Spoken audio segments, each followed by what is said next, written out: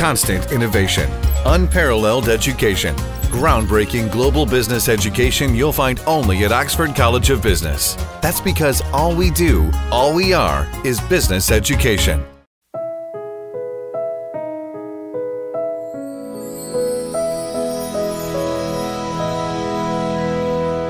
Hello and welcome to all our viewers joining us right now, right here on Derana 24/7 on TV Derana. Thank you very much for your company. Today we want to talk to you about a special initiative, something you might have heard or you might have not. Have you heard about mindfulness? Have you heard about the term stop and smell the roses? It is something that most of the people say when you have a very chaotic life, a busy life, just to stop and enjoy what is around you. So this is exactly something to do with mindfulness and that initiative or that process. In order to talk to us about that, I'm joined by Jamie Bristow. He is the Director of Mindfulness Initiative in the United Kingdom. Jamie, welcome. Thank you, really good to be here. This is your first trip to Sri Lanka. How do you find the tropical climate? How do you find Sri Lanka? Yeah, I'm loving the weather and particularly loving Sri Lankan people. Have been very welcome here and unfortunately spent most of my time stuck in traffic so far, but looking forward to exploring more of the country soon. Hopefully. Jamie, taking a look at your career, your professional life, you started as a software engineer, software developer, and then you moved into climate change campaigning, and then on global branding, things like that. These are very hectic jobs, careers. What exactly made you to come to, towards mindfulness programs like that and to take the initiative on it? Well, I was really lucky to have been taught about mindfulness and about how to meditate when I was a young student, and I played with it a little bit. I found it quite an interesting experience, but it wasn't until I was in advertising, working very long hours and struggling to focus, that I remembered those techniques and started using them in order to be better at my job, to be a better advertiser. And it really did help me to get on in my career. But I also then got so much more than just focus. I started to explore my heart and my mind and realized there was much more to me than I first knew. And eventually actually led me to leave the advertising industry to try and find something more meaningful to do. So the question that anyone would ask from you if you start talking about mindfulness, what is this? What exactly is mindfulness? What exactly is mindfulness? It's probably best understood as a natural human capacity that we all have to pay attention on purpose to what's happening here and now in our minds, in our hearts and the world around us, with particular qualities of like openness and curiosity and care. But it turns out this is actually quite difficult for us to do. The human mind is always abstracting into ideas of the future and when worrying about what happened in the past. So we train our minds so that when we want to, we can smell the roses, we can listen properly to others, and we do this through a kind of meditation combined with learning about our minds, cutting-edge cognitive science. So what are the benefits of it? Now, if somebody wants to go through this process of mindfulness, what can they achieve in their own life? Because everybody's lives are different. So what are the things that they can achieve through this? Well, there has been research on the subject of mindfulness training for 35 years now, and the evidence is showing that it helps us to have a general better level of well-being. It helps us to be a bit more resilient to psychological distress, anxiety and depression and that kind of thing. But if you were to practice mindfulness, you probably would experience a better focus, more satisfying relationships, and less stress, but also perhaps improved decision making. People report that it helps them to live closer to their values, make more healthier decisions, and just be more clear about what they really want. So how does this process work? Like, what is this process? How do you get into it? So what we're doing is developing a stronger and stronger intention to be present here and now. And we do that often through a course when we first learn about it. So once a week, maybe for 8 weeks often, you go and you learn how to meditate and you learn about the mind. And then you go home and do home practice. So often the courses suggest that you do this for 30 minutes, for 40 minutes a day, but actually you can start with just 10 minutes a day, sometimes even less, just to get a sense of why you might do it. And you feel often calmer very quickly, and then you start to develop this new quality of being open and curious and accepting of how things are right now, rather than doing what we often do, which is sort of resist it and fight and run away from difficult experiences. Doesn't mean we don't want to change things in the future. It just means we have to allow the way things are right now, because there's nothing we can do about that. So when you were talking about meditation, one thing that comes to mind is the fact that we are living in a Buddhist country right now, and in this country meditation is very much embedded within our culture, within our society, within our family. The temple is an utmost reverent place in our family structure, the village concept and things like that. So meditation is pretty much a Buddhist practice here in the island. So how does that work? So the importance of mindfulness and the practice of mindfulness was really emphasized by the Buddha. And so it's also found in other traditions, in some ways, the Christian tradition, Islamic tradition, but it was most refined in the Buddhist tradition.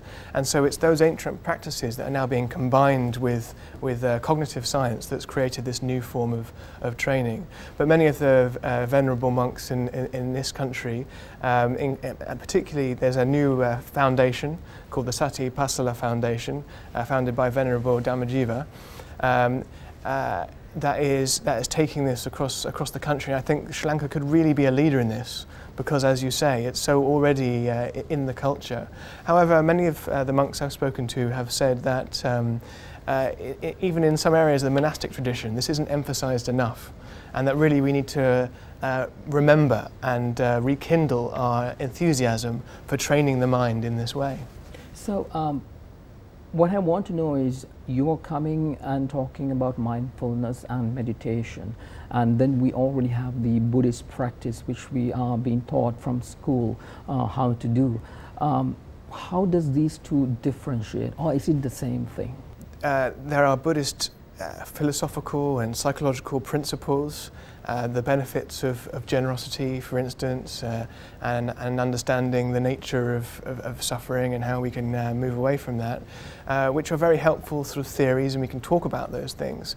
But really that can't replace the training of the mind that you need to do, the work that you need to do sitting down often in meditation, or you can actually do it in walking practice as well. So those theories are a good foundation, but if you're not doing the work, then your mind doesn't transform in quite the same way, and you won't feel the same benefits. Indeed, Jamie, there's a lot more to talk about on mindfulness and how it can help you and me. But before that, let's take a short commercial break. We'll be right back.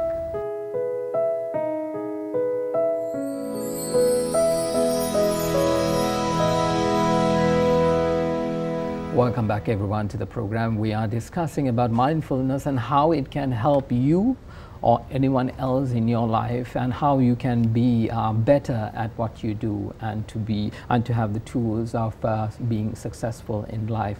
To discuss that, I am here with Jamie Bristow. He is the director of the Mindful Initiative from the United Kingdom.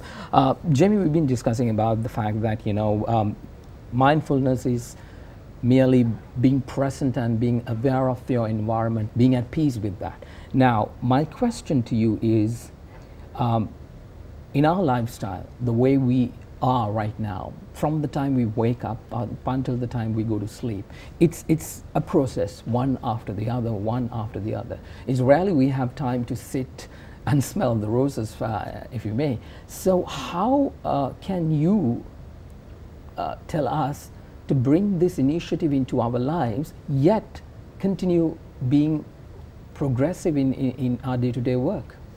Well, one of the ways to understand mindfulness is to recognize that a lot of our life is spent mindless. And the smartphone technology and all the media that we're exposed to actually make our attention really sort of fractured. So we're distracted a lot of the time, and we're not aware of all of the experiences that we could be learning from and appreciating.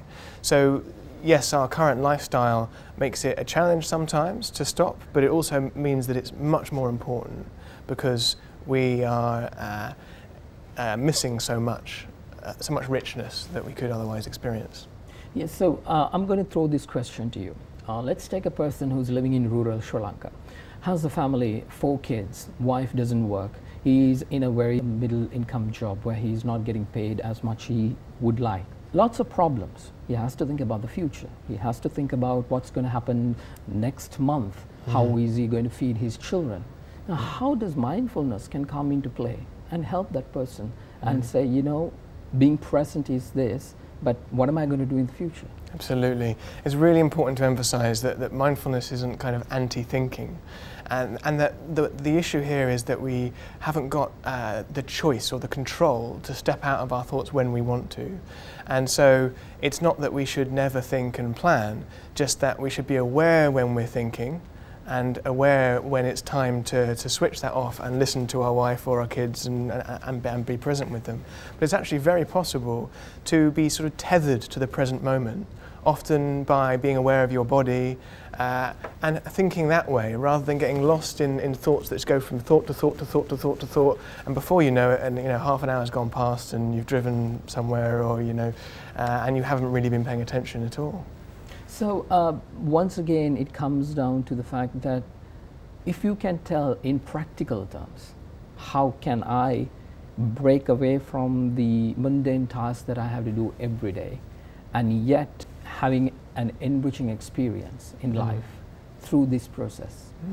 So although it's really helpful to do some formal practice, even if it's just 5 minutes where you sit down, it doesn't have to be cross-legged, you can do it on the end of your bed or in a chair, and just try and listen to the sounds and feel your body, and every time your mind goes away, bring it back. That's helpful.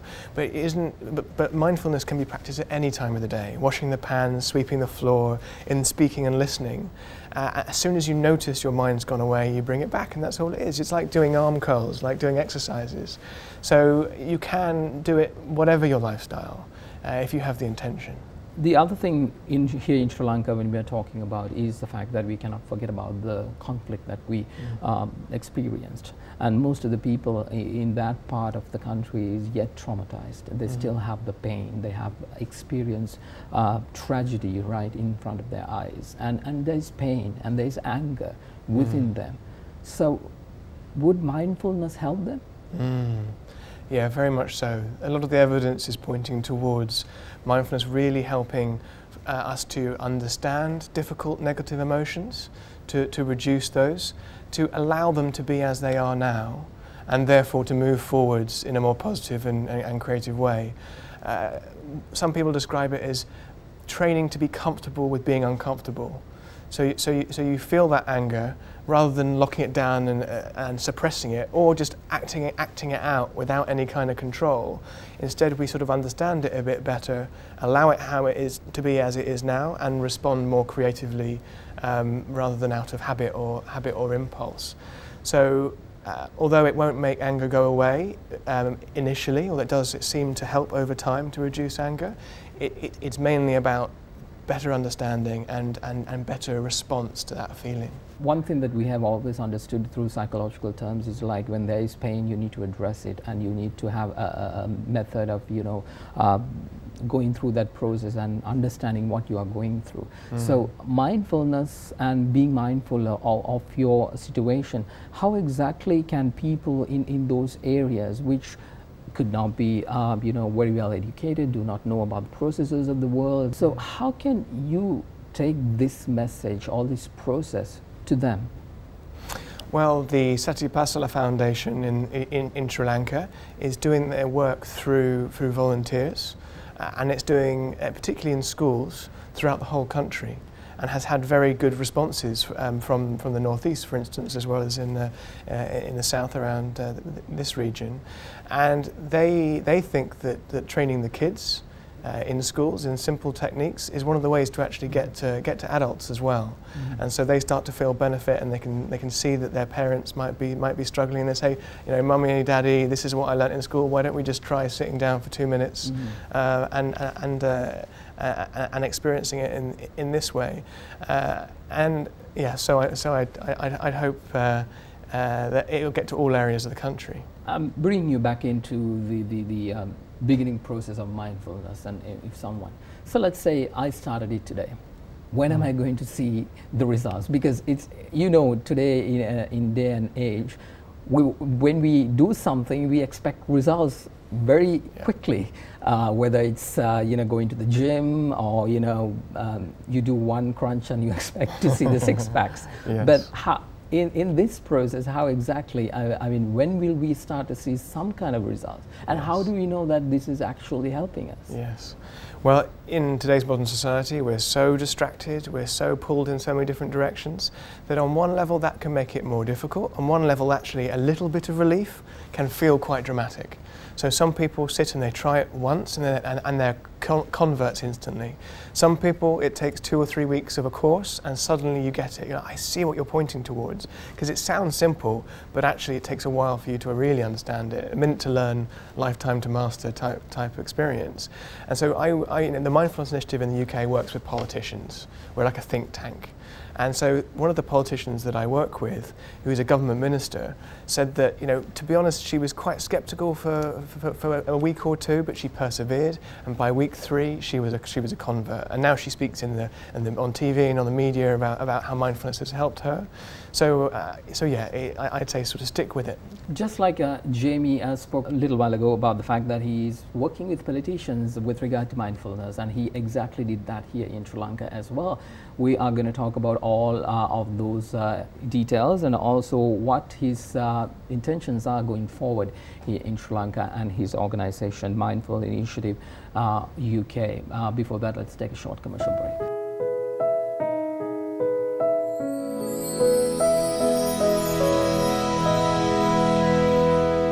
Once again, welcome back to the program. We are discussing with Jamie about mindfulness and how it can help you in your daily life. Once again, Jamie, I want to talk to you about your mindfulness initiative in the United Kingdom and the work you do. You initially worked with politicians in the United Kingdom in order to bring about this concept to them and to ensure and help them in order to better their decision-making process and to ensure that they take you know, their lives and their work balanced. How did that go? Talk to us a little bit on that. Well, in like most places that mindfulness has become popular, it all revolved around one champion or advocate, and in this case it was a member of parliament called Chris Rowan. Chris has been practicing mindfulness for 10-20 years, and he felt it was time to introduce this to his colleagues in Parliament. So he found a couple of other politicians who wanted to support him, and in 2013, 5 years ago, they established a teaching programme with the Oxford University Mindfulness Centre, which is a centre of research and teaching excellence. And since then there have been mindfulness courses every 4 months, and 160 members of Parliament and members of the House of Lords have taken this 8-week training course to learn how to practice mindfulness. What is their feedback? What do they say after going through this process? Well, in your question you use the word balance, and we often hear that. It helps me to feel balanced, helps me to have perspective, helps me to feel less stressed in what is a really stressful environment. I mean, I've been working with them for 5 years, and when I first went in, I was surprised to find they're humans too, and they have all the same kind of issues with such a hectic lifestyle. So they started talking about those things initially, but now they're starting to talk about how it actually helps politics itself. It helps them to have better relationships. One of our sort of right-wing conservative co-chairs of an all-party parliamentary group that we now have on mindfulness says that those that have been on this mindfulness course have an affinity, a connection, and a more considered approach to exchanging differing views. So they're more able to debate in a mature and productive way, potentially. From there, from the United Kingdom, I want to take you back into something that we've discussed before about mindfulness, the process of that which derives from Buddhism. Now, in the United Kingdom, you have a higher population of Christianity, people from Christian faith. There, the concept of this, how exactly does that work? How can other religious people or people from various faiths actually work with mindfulness or to go through this process? As you say, Britain is an officially a Christian nation. However, mindfulness is a human capacity. It isn't copyrighted by the Buddha, although he proposed it, you know. And in fact, there are people of very different faiths who are embracing mindfulness to help them to have a better connection with God. One of the main proponents, for instance, in the United Kingdom, Professor Mark Williams, is himself a vicar, Reverend Mark Williams, and he sees there's no problem at all. In fact, this really helps him in his spiritual practice. Also, we've been working in Morocco with imams who are Muslim religious leaders who are being trained in mindfulness to help them in their work. So in Sri Lanka, you also met with our politicians. You went to the parliament, met the speaker. How was that entire exercise? What exactly did you find from the UK to Sri Lanka? Well, I have been really encouraged by how warm and open Sri Lankan politicians have been to these ideas. As you say, perhaps it's because it's already partially in the culture. We had a meeting there with the Satya Prasada Foundation on Tuesday, hosted by the Speaker of the Parliament. We then had meetings with ministers that afternoon. We had a pre-summit meeting yesterday where we had the Minister for Megapolis and Western Development, and we have the President is coming along to inaugurate the Global Mindfulness Summit, which is happening in Colombo this weekend, and they seem to be very, very open and knowledgeable. Quickly, I want to talk to you about the Global Mindfulness Summit, which is occurring this weekend. That particular initiative, I think this is a first for Sri Lanka. So what exactly are you trying to achieve through that?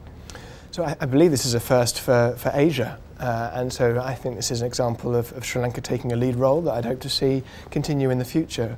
And so this is organised, I'm a guest speaker, Satya Prasada Foundation have organised this to bring together some of the thought leaders and experts in the area as a starting gun, as you will, to try and get their momentum up and awareness of the subject. So I'm speaking about politics, but others are speaking about the environment or about education, health, whole range of subjects. Also, you met with the Minister of Prison Reforms as well and tried to talk to them about exactly how mindfulness can help prisoners. How did that conversation go about? That was one of the areas that I focused on. So in the UK, we had this all-party parliamentary group. We spent 12 months doing a formal inquiry looking at how mindfulness could be helpful in different areas of society: health, education, the workplace and criminal justice. I focused on criminal justice initially. Mindfulness has been used for prisoners and those who have left prison and for staff in the US for over 20 years and for the UK about 10 years. And in fact, our Minister of Justice is really interested in this. So we went to the Prisons Minister to discuss about the potential in this country, and he was very open to trialling something. So there's some early evidence that mindfulness helps to reduce negative problem emotions like anger, to increase self-control, because one of the major problems is that 80%, 4 out of 5 prisoners really struggle to resist impulses, and we need to help train them to do that. And it also reduces addictive behaviours. So there's lots of opportunity, I think, in the Sri Lankan prison system. That is all the time that we have for this program today. It's indeed eye-opening in order to talk about mindfulness, something that has always been there in this country, yet to reinvent it in order to help lives across the country and across the world. Thank you very much for coming and talking to us today about mindfulness. With that, we end today's program. Thank you very much for joining us. Good night.